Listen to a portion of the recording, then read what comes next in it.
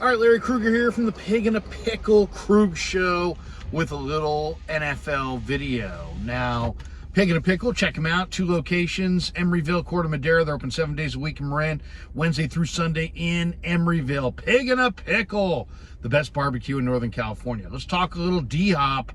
He went to the Tennessee Titans. I thought that was interesting. 2-year deal worth $15 million in that first deal. Base salary of $12 million. You know, Deandre Hopkins is 31 at this point. He's a 10-year veteran.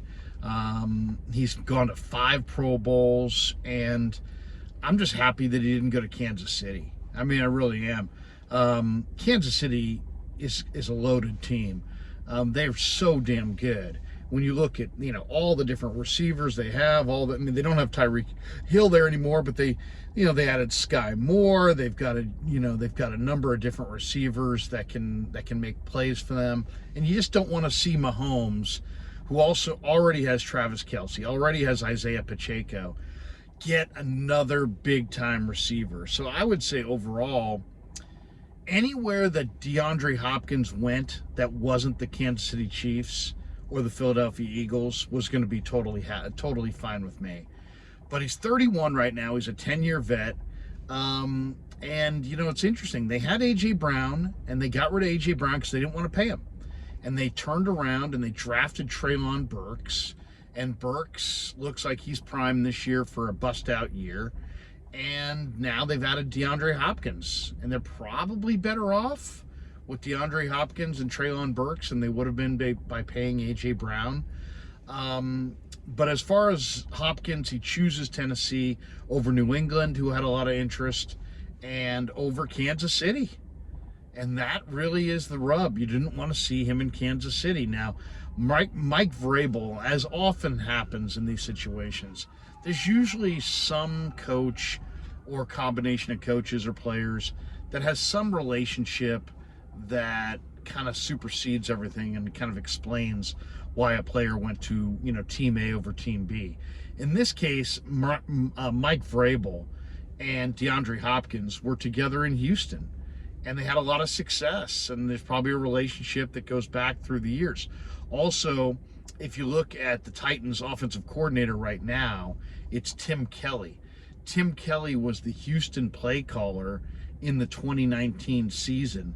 That was an amazing season for DeAndre Hopkins. Hopkins that year had 104 receptions, 7 touchdowns, and made the Pro Bowl, one of his best seasons as a pro. So, you know, I was shocked, to be honest, that Arizona cut Hopkins. They cut him on May the 26th. He was due to make a $30 million cap hit, and they just couldn't pay it or didn't want to pay it.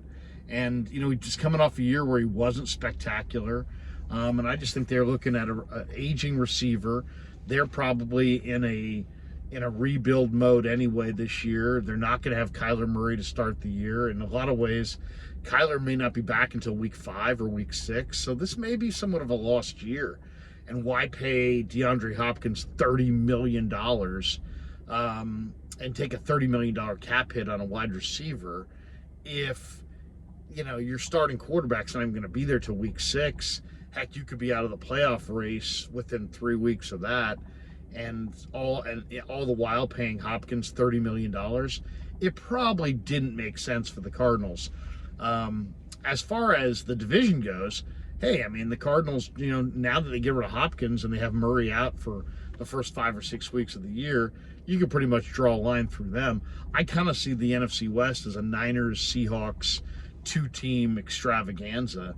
But as far as DeAndre Hopkins is concerned, you know, he goes to a place in Tennessee that's desperate for a passing game. You've got Ryan Tannehill there. He's still trying to figure it out. You've got Malik Willis there. They just brought in a rookie quarterback. They have 3 quarterbacks, and they're not really sure which quarterback is their guy. Is Willis going to come of age? He looked awfully raw last year. Is Tannehill going to eventually fulfill the potential that he had coming out of A&M as a wide receiver? That's possible. You know, they obviously, you got Rand Carthon there as the new general manager. He came from San Francisco. They drafted a quarterback this year as well. So, I mean, they've got a rookie quarterback, they got a second-year quarterback, and their starter is Ryan Tannehill. And they're coming off a year where Tennessee's wide receivers only had 2 100-yard days all of last season. So they needed a passing game, and Hopkins gives them that. Overall, I think it makes Tennessee more of a contender in the AFC. I mean, now you've got, obviously Derrick Henry running the rock. Yeah, you've got some quarterback questions, but you've got Treylon Burks, who's a big, physical, kind of a Deebo Samuel type who can catch everything underneath. And now you have maybe the best downfield receiver, excuse me, in the NFL, in Deandre Hopkins. And Hopkins is not old. He's 31. He's not 35. He should have another year or two of big-time production left in the tank before he runs out of gas. So for Tennessee, I get it. They're trying to take a little pressure off Treylon Burks. They're trying to take a lot of pressure off Ryan Tannehill. They're trying to establish that they're going to have some passing game balance to go with Derrick Henry. And these are all viable reasons to go after Deandre Hopkins. As far as the 49ers are concerned, I just think that anywhere besides Kansas City is where I want to see Deandre Hopkins. I mean, it's not that Kansas City doesn't have any weapons. They do. It's not like, if they don't have Hopkins, they're not going to be any good. They're going to be a Super Bowl contender anyway. But the last thing you wanted to see was DeAndre Hopkins winding up in Kansas City and giving Mahomes just another proven big receiver on the outside who can make play after play after play. They had the speed merchant in Tyreek Hill, and then he went to the Dolphins. They filled in last year with Juju Smith-Schuster, Marquez Valdez-Scantling. They drafted Sky Moore. I would imagine this year Sky Moore is going to come on and be a significantly better player, but doesn't mean he's going to be Tyreek Hill, and doesn't mean he's going to be DeAndre Hopkins. So overall, if you're a 49er fan, I think you just got to be thrilled. D-Hop signed, and it wasn't in Philly, number one, and it wasn't in Kansas City. As long as it's not Philly and it's not Devontae Smith and A.J. Brown and DeAndre Hopkins and Dallas Goedert, as long as he's not in Kansas City, so he's not Marquez Valdez-Scantling and Sky Moore and Travis Kelce and DeAndre Hopkins, he's in Tennessee. And now, will he make Tennessee better? Sure, he'll make Tennessee better. Is he going to make Tennessee a Super Bowl contender? I doubt it, but who knows? Maybe.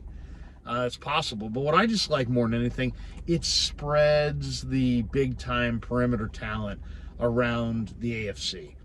It wasn't good to have them all in there in Kansas City. I realized Tyreek Hill, Kansas City won a Super Bowl without Tyreek Hill. So how much did they really need him? But I'm glad they don't have him. And, Kansas City won a Super Bowl. They didn't have a DeAndre Hopkins. But I'm glad they're not going to have him.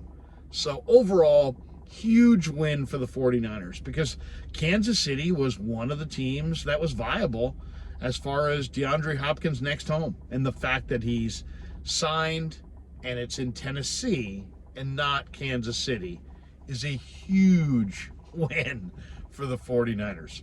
All right, thanks to Pig and a Pickle for being the title sponsor of The Krug Show. Thanks to all you guys for supporting The Krug Show on YouTube.